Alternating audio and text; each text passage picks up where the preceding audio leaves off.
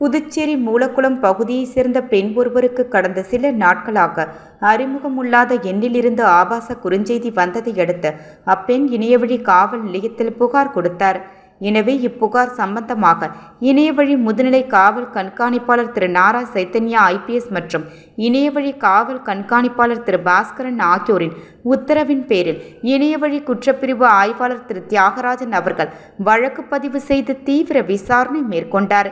மேலும் அந்த பெண்ணிற்கு ஆபாசமாக குறுஞ்செய்தி பான் வெப்சைட்டில் செக்ஸ் சாட் மற்றும் செக்ஸ் டாய்ஸ் அனுப்பிய இன்ஸ்டாகிராம் அக்கவுண்டின் இயக்கங்களை தீவிரமாக கண்காணிக்கப்பட்டு அவர் எங்கே இருக்கிறார் என்பது தெரிய வரவே இணையவழி குற்றப்பிரிவு ஆய்வாளர்கள் திரு தியாகராஜன் மற்றும் கீர்த்தி அவர்களின் தலைமையில் காவலர் அருண்குமார், காவலர் அருள்முனி மற்றும் காவலர் வெங்கடேச பெருமாள் அடங்கிய தனிப்படை குழு அமைத்து பல்வேறு இணையவழி யுக்திகளை கையாண்டதில் மேற்படி நபரை பற்றிய விவரம் தெரியவந்தது. மேற்கண்ட அந்த வாலிபர் சென்னை மேடவாக்கம் பகுதியைச் சேர்ந்த பாஸ்கரன் தெரியவந்தது. மேற்படி நபரை கைது செய்து அவரிடம் இருந்த செல்போனை பறிமுதல் செய்து விசாரணை செய்ததில் அவரது இன்ஸ்டாகிராமில் 7 ஃபேக் அக்கவுண்டுகள் மூலம் அந்த பெண்ணிற்கு ஆபாசமாக குறுஞ்செய்தி மற்றும் செக்ஸ் டாய்ஸ் அனுப்பியது பாஸ்கரன் தான் எனவும் விசாரணையில் தெரியவந்தது. எனவே இவ்வழக்கு சம்பந்தமாக மேற்படி நபரை கைது செய்து புதுமை தலைமையில் குற்ற நீதிபதி திரு சிவக்குமார் முன்னிலையில் ஆஜர்படுத்தி சிறையில் அடைக்கப்பட்டார்.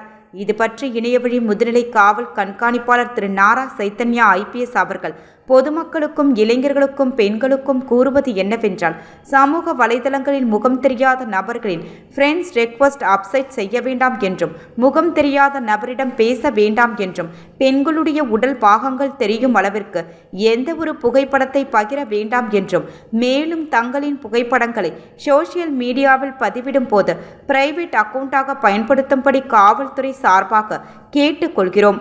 மேலும் அறிமுகம் இல்லாத எண்ணிலிருந்து பெண்களுக்கு அச்சுறுத்தப்படுகின்ற மாதிரி ஏதேனும் ஆபாச குறுஞ்செய்திகள் மற்றும் புகைப்படங்கள் வந்தால் உடனடியாக 1930 என்ற எண்ணிற்கு புகார் செய்யுமாறு அல்லது இணையவழி காவல் நிலையத்தில் புகார் அளித்தால் அப்படி புகார் கொடுக்கும் பட்சத்தில் குற்றவாளிகளை கண்டறிந்து அவர்கள் மீது தக்க நடவடிக்கை எடுக்கப்படும் என்றும், கடந்த ஆண்டில் 45 புகார்கள் பெண்களுக்கு எதிரான குற்றங்களில் வழக்குகள் பதியப்பட்டு அனைத்து வழக்குகளும் உடனடியாக கண்டுபிடிக்கப்பட்டுள்ளது என்பது குறிப்பிடத்தக்கது.